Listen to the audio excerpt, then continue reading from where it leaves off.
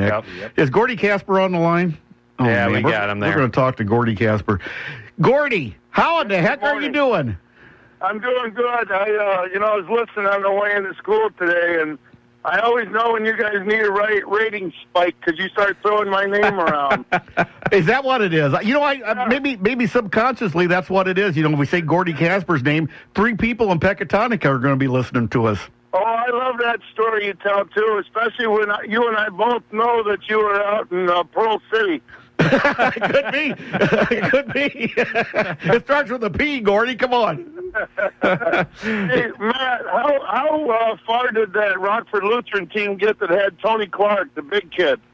Ooh, boy, off the top of my head, you're testing me there. What was that? Make it all the way downstate because that was another good team of the 90s. Yeah, it was. Yeah, that's one I kind of forgot about there. That was another good one there. That's the team, Dave. They played a home game against Mount Carmel, and Mount Carmel had Antoine Walker and Donovan McNabb on the basketball team. Well, nice. See, you're an old-timer. You remember all those games. As a matter of fact, you and Mike Miller coached at Quincy, right? I don't think a lot of people knew that. No. We didn't coach at Quincy. You're pretty close, so he and I coached together at Galesburg. Right. Okay, and how was that coaching with Mike? Did you teach Mike everything he knows, Coach Miller? No, I'll tell you what, Mike Miller is one of the smartest X and O guys I've ever come across. Yep. He's a great coach, and he's great with his kids as well, but he was especially great the year we had Joey Range, who ended up being an all-stater, so it doesn't hurt to have great players. Yeah, that always makes you pretty good, doesn't it?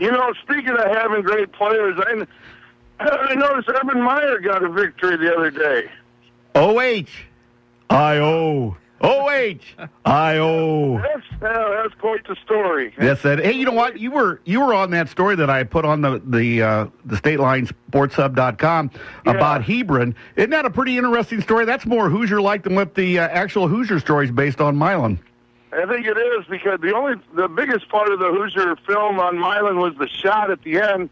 That's exactly the shot that Bobby Plump took. But the Hebron story, especially if you read the book, how Bill Schultz, the center, wasn't even on the basketball team until the coach saw him walk in the halls. He was just a dairy farmer at the time, and ended up pulling him into the gym. And next thing you know, he's I think he was the leading scorer in the game that day. Yeah, he had 24 points, and we also have an interview on there. He was on the show at Stateline Sports Hub. We talked to him a couple of years ago when they were celebrating that win. But that's just an amazing story. And I know you love that because we always send back and forth the Hoosier quotes to each other.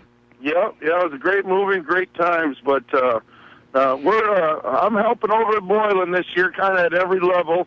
With the wife being the principal. But this morning I texted Matt to tell him that and I was going to just send a text to Tom, but my phone's so old it's hard to text. Let him know we're having pancakes and sausage with the team, so Tom can come over and grab a sausage or two. He always cooks them, doesn't he? He gets mad when I bring up the sausage. You know that? He always gets mad at me. Well, I'm not insulting him. You're not insulted? That's true. That's true. You take pictures of my sausage and put them on Facebook. Well, I just did that once. Hey, give us your favorite Hoosiers quote. We got to have your favorite Hoosiers quote. Probably just when he says, "I'll make it." But my runner-up is when he says, "It was Dentine." Yeah, and we had Buddy on the show too. Buddy on the show. Third favorite is when he goes, "Leave the ball, will you, George?" You like that when they talk about howling in naked in your front room and that stuff? You like that one too, don't you? Oh yeah, it's all good. It's all good, but I think Auburn might be Matt and Dave. I think Auburn might be making a little history this year too, don't you think? Yeah, I agree. I was gonna ask you real quick while we had you on the phone. What you see. Comparing that team to maybe some of the other great teams we've had around here, because it really does seem like they're primed to make a run. Yes, they are, and the guard combination is so strong with Porter and Pittman. But speaking of strong, I can't believe how much physically stronger those two kids have gotten since last year. I mean, Pittman was we played him earlier in the year. He was just really thick body, real strong kid.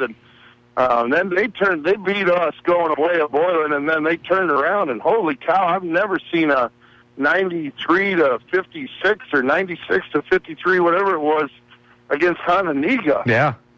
Yeah, and they did that the night after Hononegah knocked Boylan off there. I mean, yeah, they beat us, and then and just got drilled. Yeah, I think the one thing that's going to help them is, of course, we're on the outside looking in, but I think the fact that they stumbled at Proviso West might actually help them because I saw some of the quotes that the kids were saying.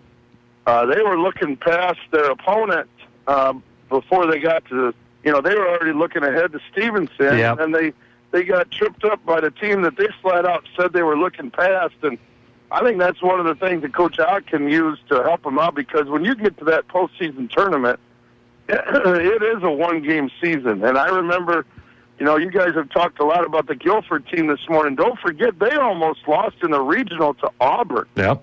They had to come from behind to do that. And also, when we were at Jefferson and we made the run, which you guys haven't mentioned that team too much, but we got the fourth in the state that year. Yep. We had a couple games early that we almost lost, and the Galesburg team that got second in the state, we were down 15 or 12 to DeKalb, and their coach got a technical for being a nut rod, and then we blew them away after that. But I think you miss us, don't you, Gordy? Gordy, you miss us, don't you? Yeah, I do. Yeah. We're going to have you on some week. We'll just talk old-time basketball, okay? Because you tell me all those coaches' stories you have, too. All right, that sounds good. Hey, thanks, Gordy Kasper, our good friend. All right, we'll see you, boys. Bye. He made our day, didn't he? He did, and he's right. We do need to, one of these days, we need to talk about that Jefferson team. That was a great team. We'll just bring him in and let him, we'll have a nostalgia day. We have days where we can do that. Yeah. That's going to wrap it up for our very first show in 2015. Hey, Gordy Kasper, how much do I owe him now? Probably about 12 cents? Probably somewhere around there. That's good. We'll see you next week. But for Matt Nestor and Tom Hornis, Dave Schmidt saying have a good holiday, and we'll see you next Saturday.